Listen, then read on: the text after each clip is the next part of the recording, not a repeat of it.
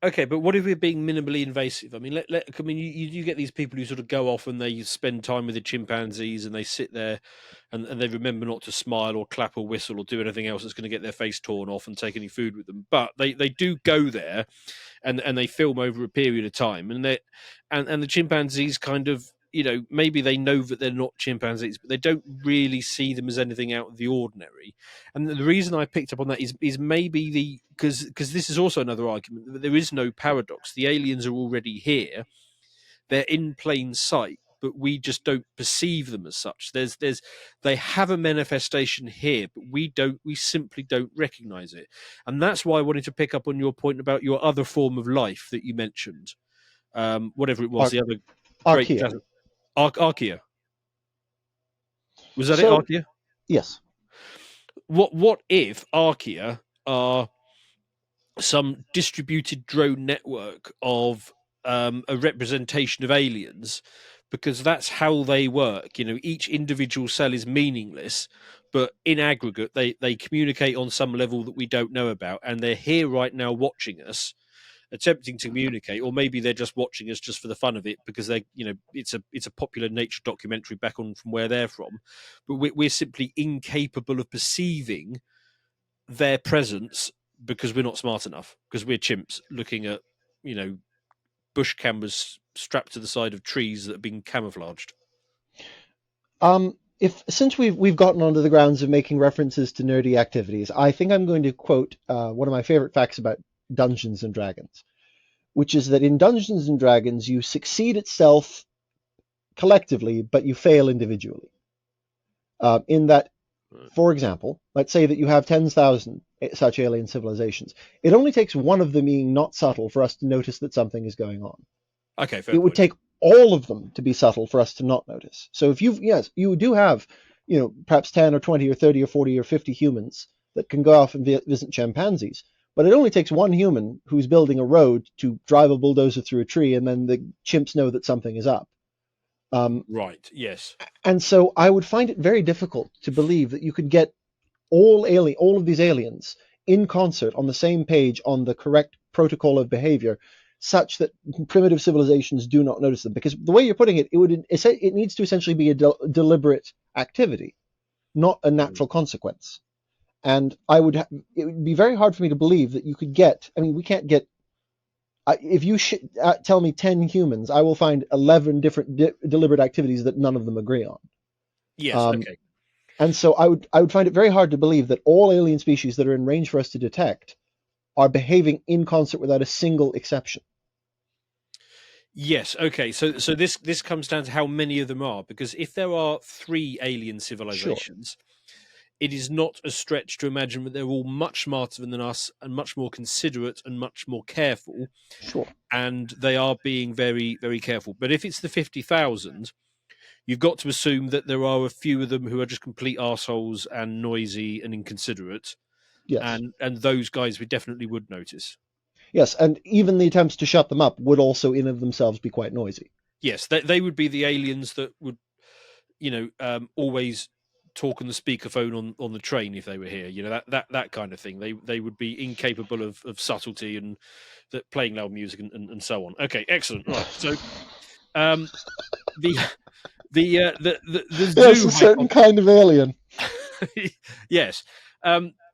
Moving swiftly on, the zoo hypothesis. Aliens are aware of us, but have a gigantic non-interference rule. Earth is part of an interstellar nature preserve, and they're waiting for us to reach a certain level of development before making contact. Now, that one shouldn't seem too much of a stretch, because we are doing that right now with North Sentinel Island. There was North Sentinel Island, an island in the Indian sphere of control or something, and the Indians have basically said nobody is going there. It's under our protection.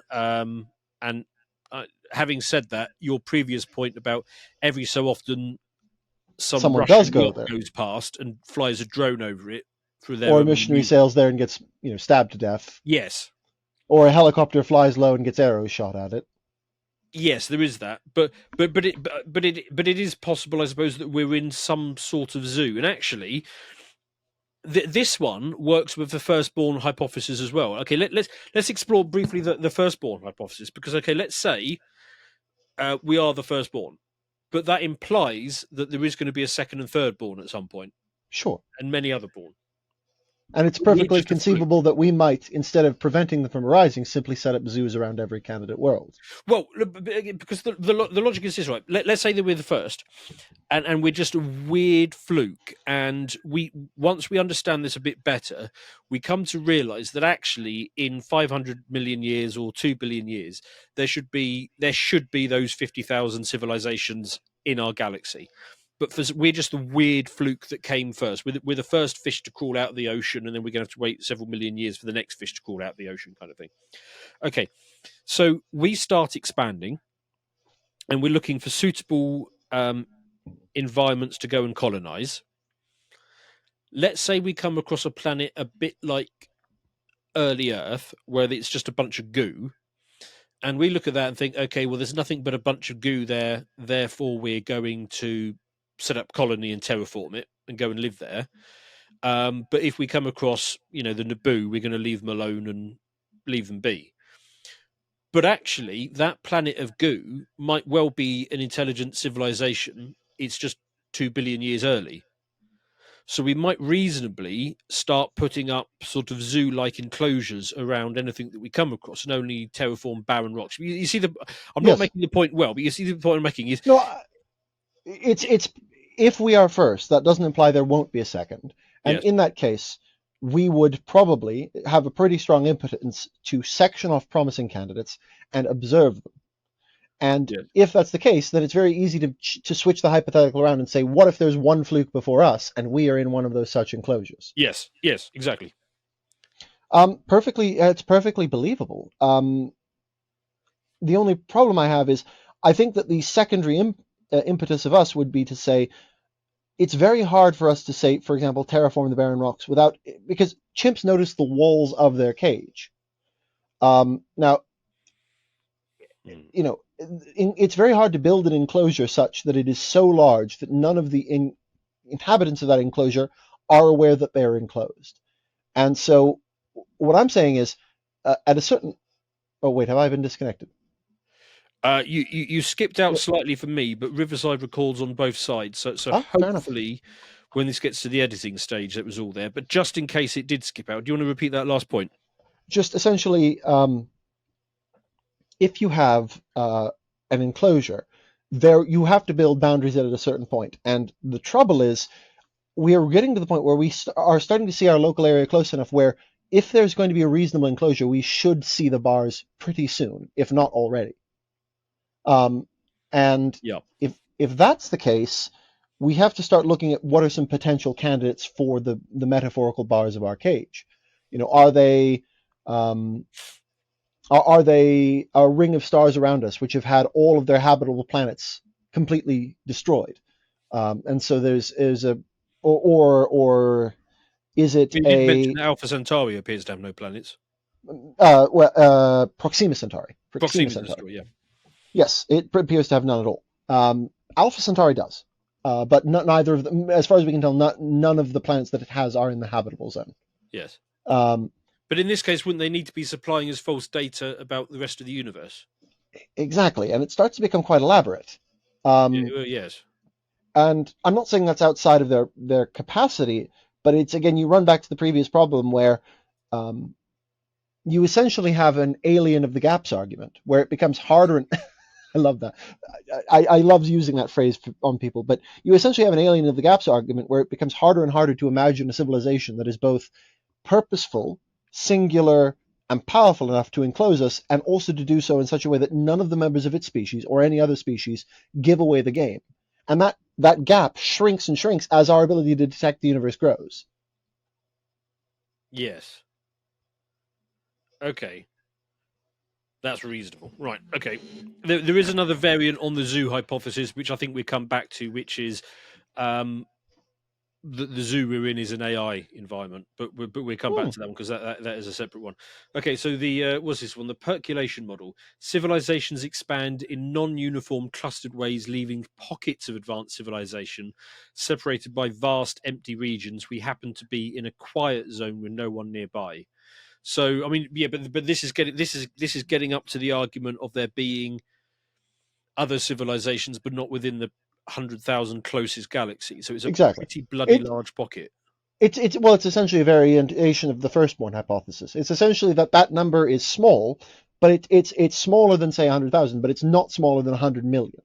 And so you'd expect Yeah. maybe we're not the very first, we're one in a handful, and we just happen to be in one of those quieter handfuls. Again, Well, there is perfectly the reasonable. I mean, I say there's no examples of missing stars, but there is the was it the Bootes void? Yes. In fact, no, this is one of the big things that's currently developing in cosmology is that for the longest time we assumed that the universe was essentially homogeneous when we were calculating the Yeah. movement of stars, and it turns out it simply isn't. And as a result, physics is kind of exploding right now.